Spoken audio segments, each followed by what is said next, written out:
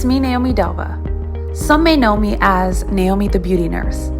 Welcome to Doc Talk with the Beauty Nurse. Welcome back to some. My goal is to provide you with research-based information from doctors and scientists so that you can make the best informed decisions about your microbiome health, both in the gut and, yes girl, down there too. And I always have a great beauty tip that you don't want to miss. So here we go. Hi guys, it is me, Naomi Delva, Naomi the Beauty Nurse. Welcome to Doc Talk with the Beauty Nurse. Today I have the pleasure of being here with one of my favorite eye doctors, and we're just gonna dialogue. I'm gonna allow her to introduce herself, and then we'll get to know her more, and then we'll talk about beauty, eye health, everything related to the eye today that we can converse about in dialogue. Hi, Doc. Welcome. Thank you so much for joining us today. Well, thank you so much for having me. My name is Dr. Jasmine Welch. I am an optometrist, so it's a little bit different than ophthalmologists. Those do get confused on occasions, so I'll just quickly run through the difference. So optometrists like myself, we are the primary care doctors for the eyes, and then ophthalmologists are the ones that perform the surgeries. So think of us as like almost your urgent care stop before you need anything really serious for your eyes. I graduated from the University of Missouri St. Louis College of Optometry. I completed a residency in primary care and ocular disease, and I'm currently working at a Veterans Administration hospital out here in sunny California. Oh, well, you said a lot, Doc. Veterans. Wait. The first thing I heard was the veterans. What is that like working with veterans? Are a lot of them like, do they have eye issues? Like, what's that like? So the veteran population is quite different from the civilian population. I worked with both. As a student and as a resident, I did a little bit of outside work during my residency, and just the dynamic of those patients are different. So like veterans, they're mostly men and older men. And then outside of that, you tend to see more of like the younger patients like you and me. So when I go to work, I pretty much deal with everybody's grandfather. And then outside of that, I get to see regular people again. Like yesterday, my day started with a 91-year-old and it ended with an 89-year-old. So I was like, oh, I get to start and finish with somebody's pop today. And that's just my running joke whenever I see the patient's ages. And then some days I call it a young day and like nobody's over the age of like 65, and that's like the young patient. So you have a 62-year-old sitting in the chair, you're like, man, you're the youngest person I've seen all day. And they're like, what? And I'm like, well, the guy before you was 87. So younger than 87, aren't you? So does that mean that young people do not go to the eye doctor? They do, but they don't go to the VA just because like we solely serve veterans. So if you didn't serve in the US military, be it the Marines, Navy, Army, Air Force, and eventually the Space Force, because that's a new one, then you can't come to the VA. So I don't really work a lot with civilians anymore. Now, when I was a resident, I did work outside of the VA at America's Best. So I did see like the more routine everyday exams, healthy patients, things like that. Okay, so I guess when I think of like people who have served, I'm thinking like they're missing eyes and Some of them are. Really? Yes. Is there like a lot of patients who have like severe eye injuries that are coming in? Yes. What would be considered like a severe eye injury? So today it wasn't really an injury, but it was a complication from a disease they had in their eye, and now he's blind in one of his eyes. And his cornea is basically opacified. So the cornea is that clear part over the color part of your eye. This is my puppy, by the way. We want to see him. Can you say hi to us? We want to see him. Come here, Cooper. Here he is. Oh, he is big. Hey, yo. What kind of puppy is he? He's a Boston Terrier. And how old is he? He just turned 1 back in July. Oh, do you like having a puppy? I want a puppy. I love having a puppy until it's time for me to do things like this. And he's like, I want attention too. There you go. Because you're still a mommy. But yeah, so that guy, he had a complication in with his diabetes that led to swelling in the back of his eye. Mhm. So to treat that, they had to give him injections, an ophthalmologist, not optometrist. But unfortunately, because you give an injection in the eye, he ended up having a complication called endophthalmitis, which is an infection inside of the eye, and it led him to go blind. So now he can't see out of that one. Oh, wait. 'Cause I have a really close friend who has diabetes and he does not take his diabetes seriously at all. So could we? Most people don't. Okay. Can we talk a little bit about that? Like how these diseases can actually, in the long term, negatively impact your eyesight? Yeah, so there are lots of diseases that we can actually detect through your annual eye exam. So don't skip out on the dilation or the optos. That's the picture that they take at the back of the eye. It's typically like $20-$30 to get that done at offices that offer it. But essentially, some of the big complications we can see in the back of the eye are pertaining to hypertension and diabetes, which are like what everybody has in this country to some degree, it seems like. And just complications that can occur from that are like bleeding in the back of the eye that can in turn lead to blindness or further complications that can cause like really big shifts in your refractive area. So your glasses might not work from day to day, contacts might not work day to day. Cataracts due to the blood sugar fluctuating severely, that could be exacerbated with diabetes. And those are just the major things that I see pretty much every day. Like there's always at least one person that has just a little bit of blood in the back of their eye, and it kind of varies based on the stages. Okay, and you talked about the eye exam. So for me, when I can think of it, the only time that I had an eye exam is when I was like trying to get my driver's license or something. So, Yeah. so can we Yeah, talk about a lot of people that can see 2020, 2025, I call those the 20 happy crowd. They don't go to the eye doctor because they're like, well, I can see, like I don't need an eye doctor. And then I will tell patients, especially like my veterans, because they're older and they're at risk for other complications with their eyes. It's like, well, you can have a 20/20 eye, but if you have end stage glaucoma, you just have an island of 20/20 and everything else is black. So is that really a healthy eye? Is that really good vision? No, probably not. so then so people should do their eye exam every year, even if you have 20/20? Is that what I'm hearing? Yes. Yes. If you have 20/20, you still want to get your eyes examined. But why though? Because if I have 20/20 vision, why would I need to go waste, even though it's $20, but why should I take time out of my day and spend $20 to go get an eye exam? Or be blurry for 3 to 4 hours and super light sensitive if you're out for the dilation, which is free because it's included in the exam. Exactly. So essentially, it's just because the eye, think of it as like the canary in the coal mine. The eye is the only place where we can actually look directly at your blood vessels and vasculature, and we didn't have to stick you with anything. We didn't have to cut you open. If your pupil is dilated and I take my lenses with the light, I can see pretty much everything that's going on in the back of your eye. So if there are any changes to the vasculature, that can be indicative of something else going on in the body. For instance, patients that are diabetic and also have like kidney issues, that can manifest itself in more severe retinopathy or signs of diabetes in the eye, and they don't even know it. So their blood work comes back normal, like they're taking their medication, their A1C is fine, they feel fine. But then when I look inside their eye, there's blood everywhere. And then I asked them, so how are your kidney functioning? And they're like, oh, I'm on dialysis. Oh, hey guys. This is Dexter Sharper, Senior Consultant here at Devin Sharper Consulting Group. And we're so happy that you guys are interested in starting your own business. We do personal consultations, business consultations, business audits, financial audits. We also help you with your marketing, and we give you all the tools and resources you need. And like I say, we give you the puzzle pieces you need to be successful. So come on, let us help you maximize your potential. You can reach us at www.devinsharper.com. Looking forward to seeing you put these puzzle pieces together.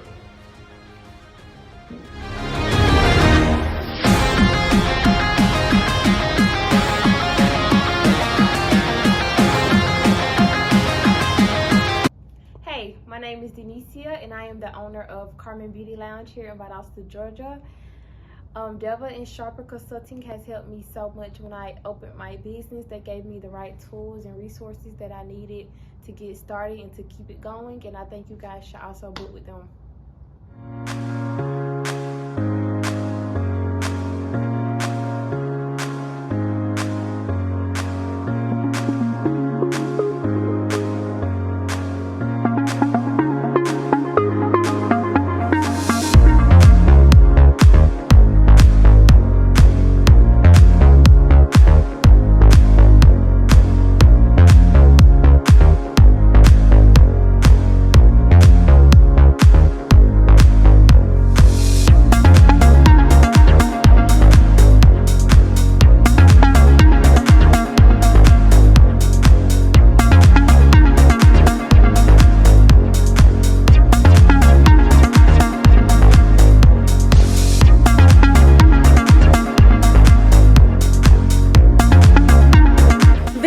www.kvanity.com. Remember, everything beauty.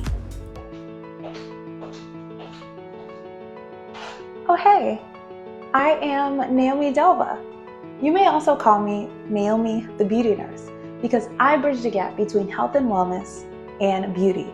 So yes, I did go to nursing school, and yes, I do understand autonomy and I do understand the body, but more importantly, I understand how to market your product, how to market your practice. I specifically work with people in the healthcare industry to help you market maybe your product or your practice. I want to help create a strategy to get you in front of your target audience.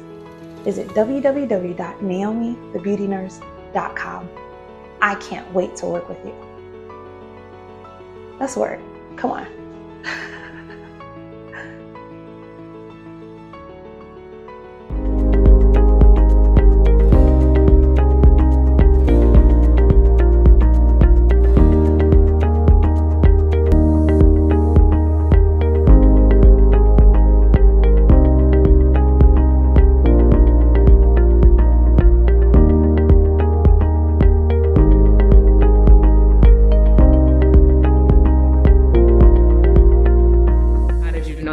Exams like, well, the back of your eye and your A1C, they don't quite match.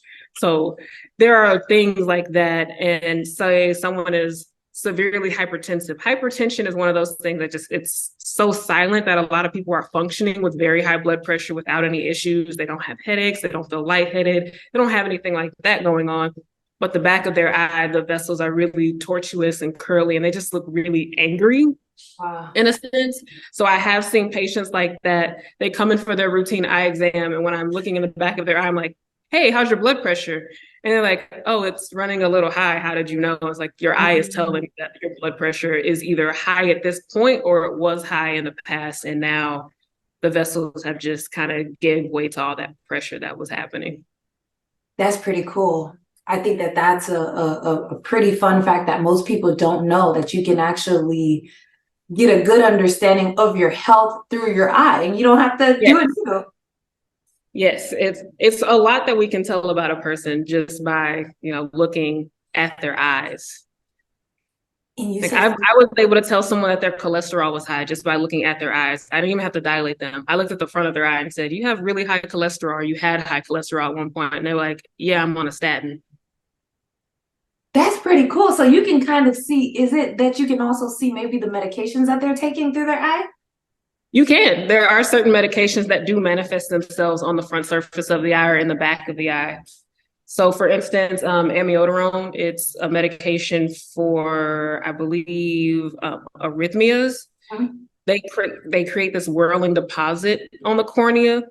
So if I see that and I haven't reviewed the patient's med list, 9 times out of 10, that's what they're taking. It's not visually significant and it doesn't hurt them in any way. It's just kind of a cool finding that we as doctors can see. Wow. So are there any medications that you can think of where the side effects may be like it may negatively impact the eyesight, that you can think of a common medication that most people are probably taking, maybe even a vitamin? Yes, a medication that was like really big at the beginning of the pandemic, hydroxychloroquine. It is actually known. Oh, Lord, this medication. toxicity. And it is a medication that a lot of people are on for like rheumatoid arthritis, lupus, and other systemic disorders like that.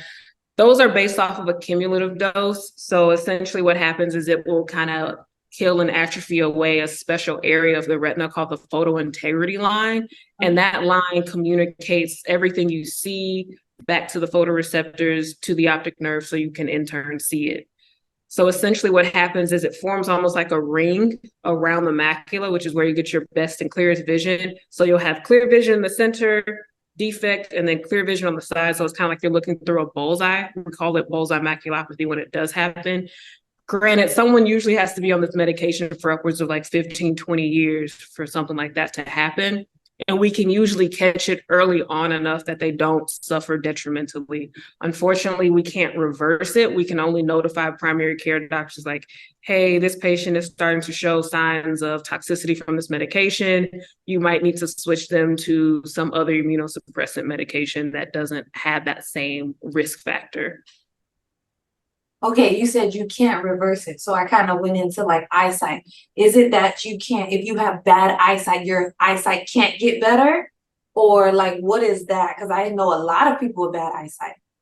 Not without like surgical intervention. And I am one of those people with really bad eyesight. I'm super nearsighted. The eye doctor, y'all. The eye doctor.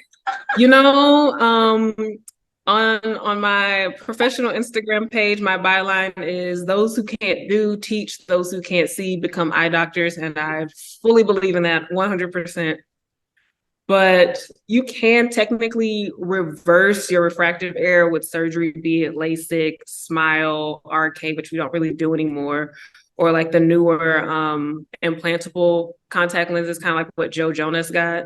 I see a lot of ads for that. There's also like clear lens exchange, which is basically cataract surgery before you have cataracts. So you can technically fix it. However, there are certain things that come with certain refractive errors that can't be reversed. So like for me, I'm very nearsighted, and nearsightedness happens when the eye itself grows too long.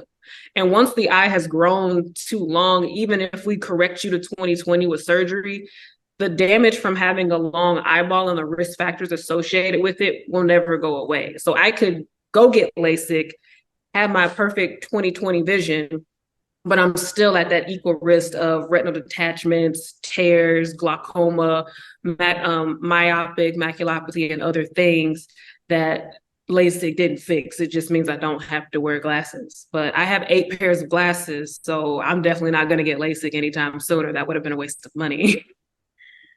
Okay, you said something about, so I know a lot of people always talk about nearsighted or farsighted. Can you really explain what that means and what that maybe what you may see from the two different perspectives? So nearsighted, you see really well up close. You don't see good far away. Farsighted, you see pretty well far away. You may or may not be able to see pretty well up close, just depending on how farsighted you are. And then the crowd favorite, when you see those pictures on social media, it's like, I didn't realize that headlights weren't supposed to look like this. And it's like streaky pictures. That's astigmatism. It's more common than what people think. Really? A lot of people are walking around with a little bit of astigmatism, and that's why they have those starbursting around like halos and headlights and stuff. They think it's normal. Technically, it's not, but it's also not bad as long as you can still see. Like, it's not something that's going to be detrimental to your health, which is always something I have to reassure people when they're like, oh, well, my last doctor said I had the stigma. It's always the stigma. Everybody wants to know, how's the stigma? And I'm like, it's fine. It's not going to kill you. It's not going to hurt your eyes. So we can correct it. So then a question that I have is, how do you, because as I dive into health and beauty and wellness, I'm learning that a lot of people are sick, or a lot of people may have bad eyesight, but they're just kind of, they've learned to kind of bear with it or kind of go about their everyday. So what would be the thing that kind of encourages people to, hey, it's probably important for you to, yeah, just because you can kind of see the refrigerator, you know, like you should probably go get an eye. You need to see. I had a patient come in that had a prescription similar to mine, and I can like barely read that big E, and I'm pretty sure it's just because I have it memorized at this point. And he told me, he said, "Doctor, I can see that chair over there in the corner. That means I can drive. Cars are bigger than that chair." And I said, "You have a valid point, but in the state of Missouri, you need to be at least 20/40. He really said that to me. And that's probably what most people are thinking. Most people are probably thinking, okay, since I can kind of see like the basic of what's going on, and I got here safely, I'm fine. Safely? I'm fine. Yeah. But really, you're not. You should go No. out there. You should go see someone about that. You should. Okay, so let's talk about shades. Because I'm starting to get into shades. And I'm finding that like with my family, my significant other, a lot of them, they love shades. And they wear shades at all types of nights. Indoors, outdoors, driving. And I'm finding that I can't see. Yes. So I just can't see. So can we talk about how can shades negatively impact your vision?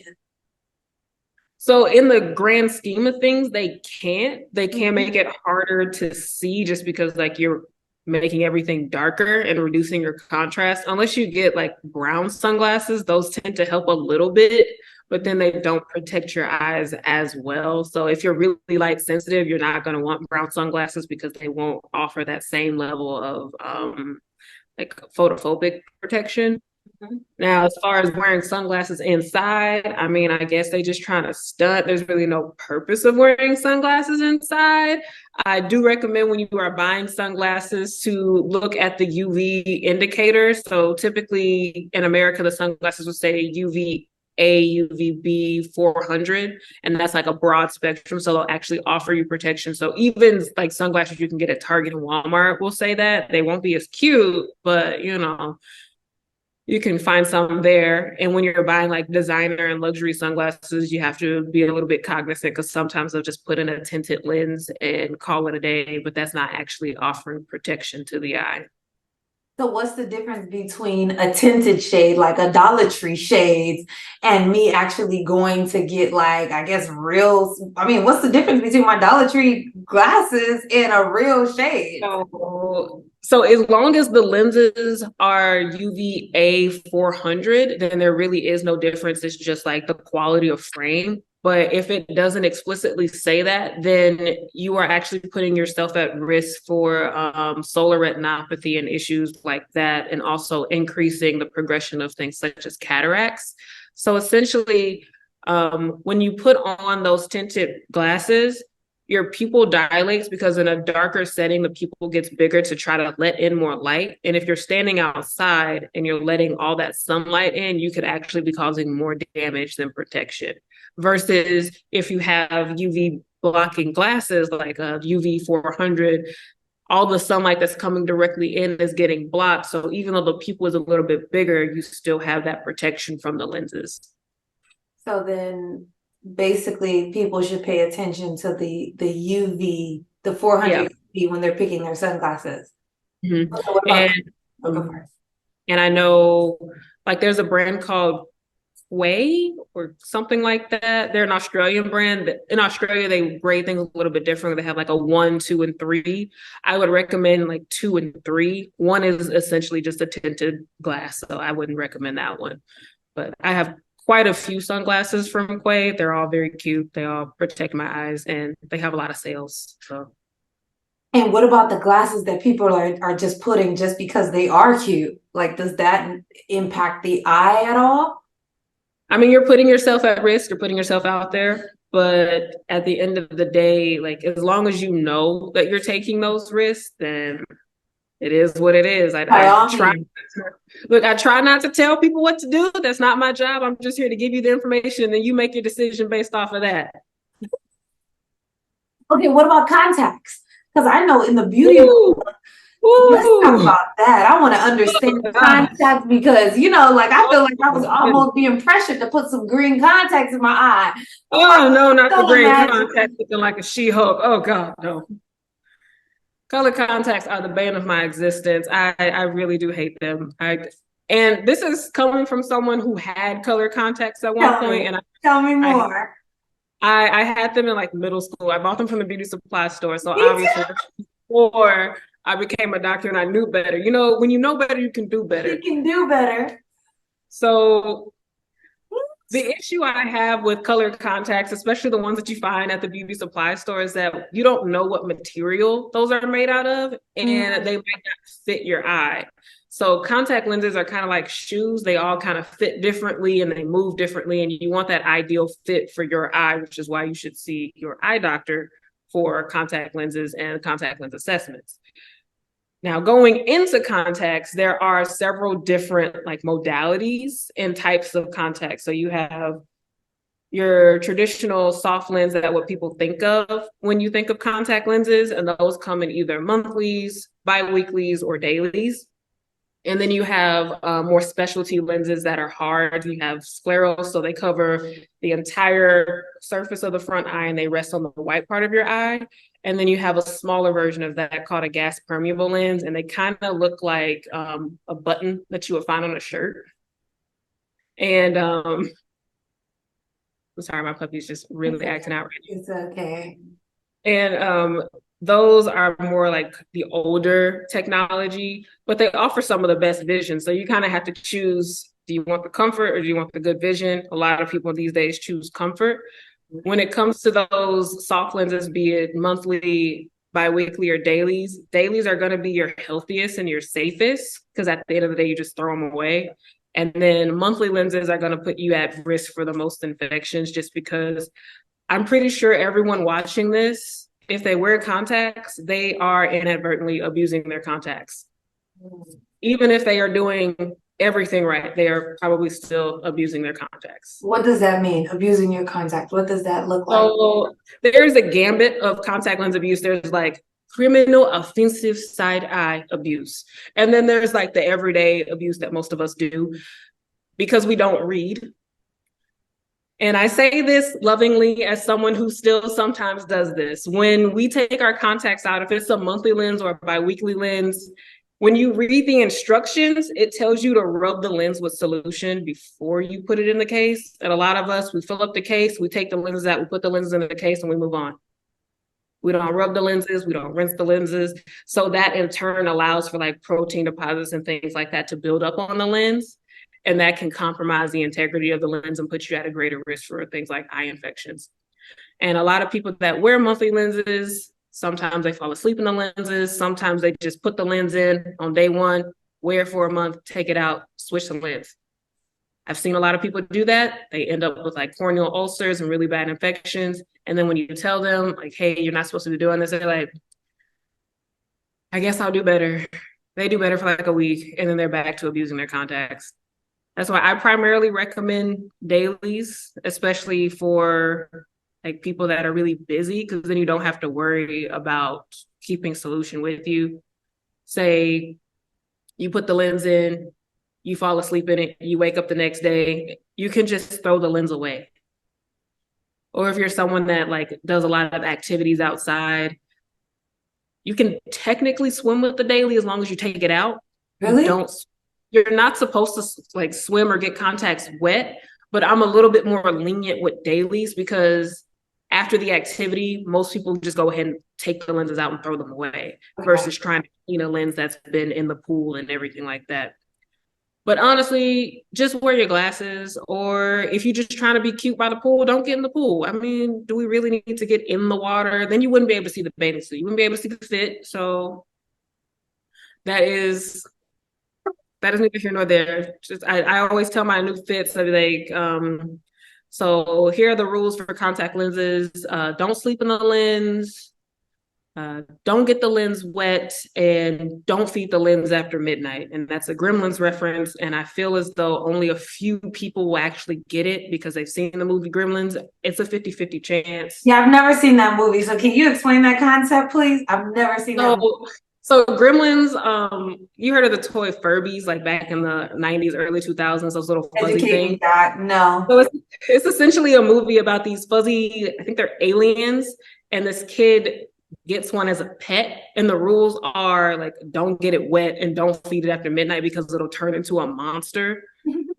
So people that were born in like the 70s and 80s, when I tell them that, they get it and they usually get a laugh. And then people that were like my age and younger, they're like, what the fuck is she talking about? And Yeah, we yeah. feel old because I sit there and watch old movies, and I just think that's so funny telling someone, all right, so here are the rules. Don't sleep in the limbs. Don't get it wet. Don't feed after midnight. And I have a 50-50 chance of someone laughing at that joke. Yeah, And because I just didn't get it. someone's going to get it. Someone's gonna get it because someone's watched those movies. It's a good movie. Watch it. Okay, The Gremlin. Yes. Okay, so The Gremlin. I'm gonna put that on my movie list to watch. I'm not a movie watcher, so I'm gonna write that. I pretty much exclusively watch movies.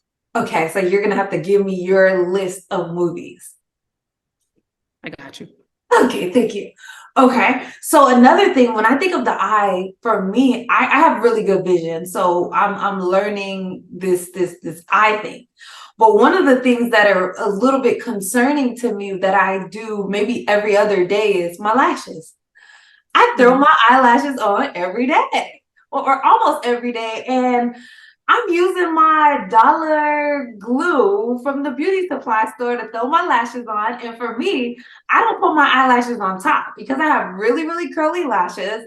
It just looks better to put the eyelash under, which means that more than likely, often I'm getting a little like dot of glue inside of the eye. So could we talk about those kinds of things like mascaras, just beauty products? How do those beauty products negatively impact our vision? So they don't really negatively impact the vision unless you like whack yourself in the eye with your lashes or you glue your eyes shut. But they can exacerbate like things like dryness and meibomian gland dysfunction. So within the eyelid, we have these glands similar to like the oil glands everywhere else, but they are a little bit bigger, so they're a little bit easier to like get clogged up with things. And when we start putting on makeup, especially like mascara, eyeliner, the glue from the lash extensions, we run the risk of blocking these glands and then they can't excrete. When the glands don't excrete the oil that they need to, it kind of disrupts the balance of the tear film, because the tear film is essentially two layers. You have this liquidy, watery layer, and then you have that oily layer that keeps the liquid intact so the eyes don't dry out. So when you aren't properly releasing the oil from the glands, the tear film can't stick to the eye, so it just evaporates away, and that makes for dry eyes. And dry eyes are watery eyes, burning eyes, itching eyes, intermittent blurry vision, everything that people think glasses will fix, or they say, oh, my eyes aren't dry because they're watering all the time. It's like that's your eyes trying to combat the fact that they are dry. I have this conversation with someone every single day, at least once or twice a day, because they will come in and the chief complaint is my eyes are watering. And I say, your eyes are dry. It's like, how are they dry if they're watering? It's like, well, you have this lacrimal gland right up here that can sense from the cornea that there's dryness. So it sends a signal. The lacrimal gland says, I got you. Sends tears. However, the tears that it sends, they're like salty tears. And what do we know about salt? It kind of dries everything out. So the cornea goes back and says, hey, I'm still dry. And the lacrimal gland is like, no worries, I got you. And it keeps sending those salty tears. And eventually your eyes are just running all the time. So the only way we can really fix that is to kind of create homeostasis or a balance back into the tear film with either eye drops or like lid scrubs and warm compresses, but we can't really cure it. And I think that is what is the most frustrating part. Like once you start to have dry eye, which essentially all of the makeup that women tend to use on our eyes can trigger, because women are just more naturally disposed to have dry eye, just like hormones. We lose several ways when it comes to just the fact that we are women and have different hormones than men. The dryness can become more and more severe as we get older, unlike our male counterparts, unfortunately.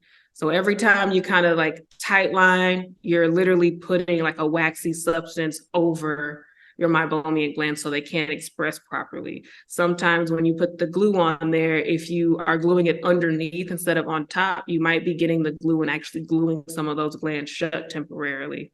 Wow. So Wow. it's just something to think about. So I'm not going to say don't get the lashes because they look real good. They look cute. I mean, I personally don't because I wear glasses most of the time. They would just drive me crazy rubbing them against my lens. But that is something that I recommend taking breaks from, and especially being a little bit cognizant of what adhesive you're using, just because if it gets into your eye, you could have like an allergic reaction to it. You could glue your eye shut, which I have seen. You could run the risk of, if a piece of glue breaks off from the lashes and gets into the eye, can create like a corneal abrasion or something like that. So it's just, I'm not telling you don't. I'm just telling you to think about it first.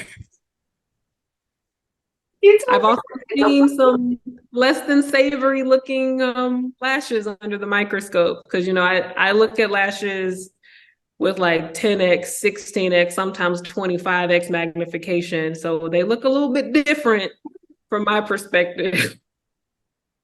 They look too big. Too big. And they're like, what, these are nice. Please tell me you take breaks. And then sometimes the lashes are like those really thick fan lashes. And like, That's the one I like. I gotta lift it up a little bit so I can actually see what's going on in there. I'll never forget, I was at a school screening as a student.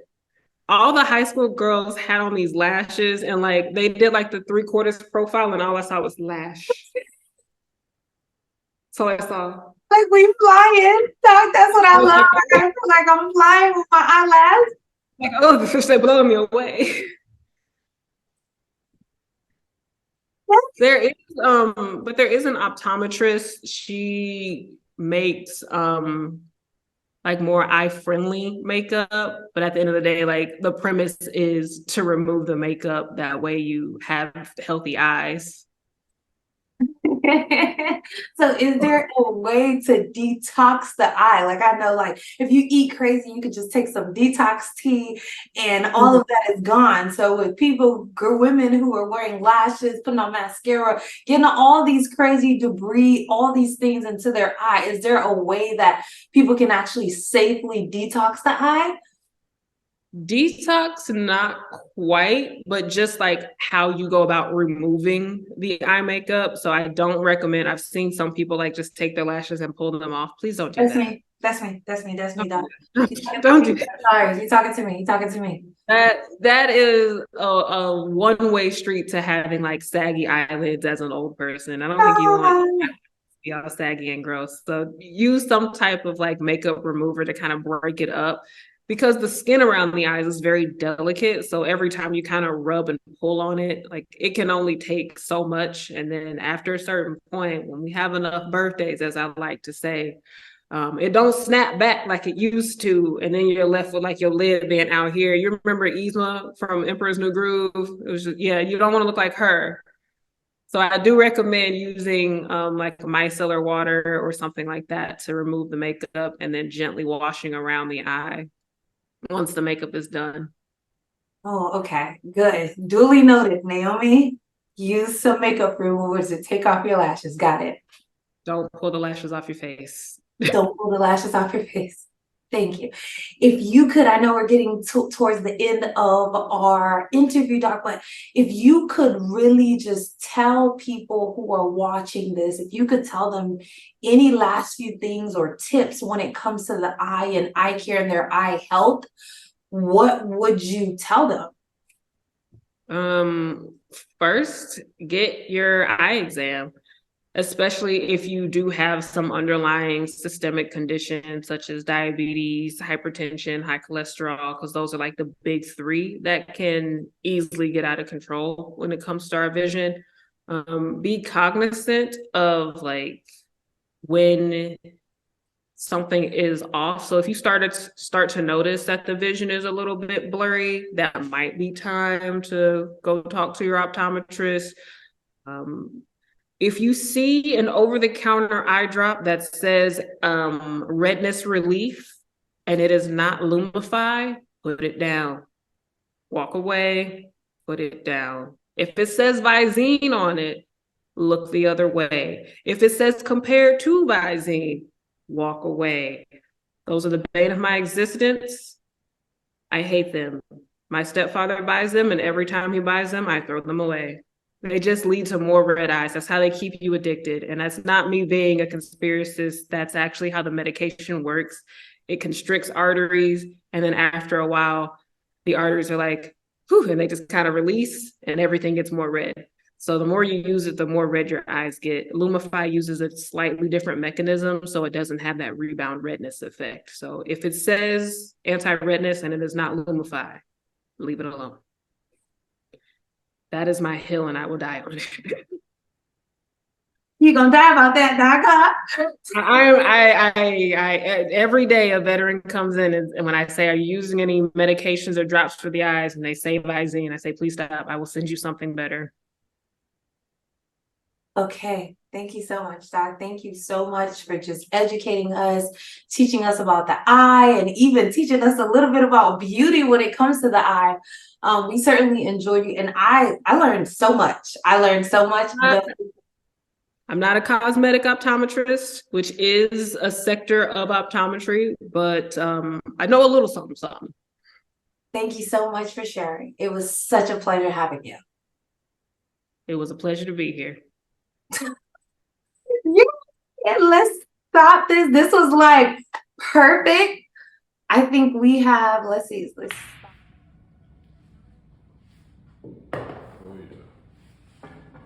Hey, how you guys doing? This is Dexter Sharper, Senior Consultant here at Delvin Sharper Consulting Group, and we are looking forward to you guys using our services. We do personal consultations, business consultations, mentoring, personal life coaching, business audits, financial audits, marketing strategies, and everything you need in order to start a very successful business. And like you see, hey, we're regular people just like you, but we have a lot of experience to help you. So you can reach us at www.delvasharper.com. Through the Delva and Sharper Consulting Group, I've been able to be connected with a mentor. Delva and Sharper Consulting Group really help us take our business to the next level. Thank you. Let's play this game. Thank you for joining me. Don't forget to sign up to receive all broadcasts and promos right here in the description. See you next time. Stay beautiful and healthy.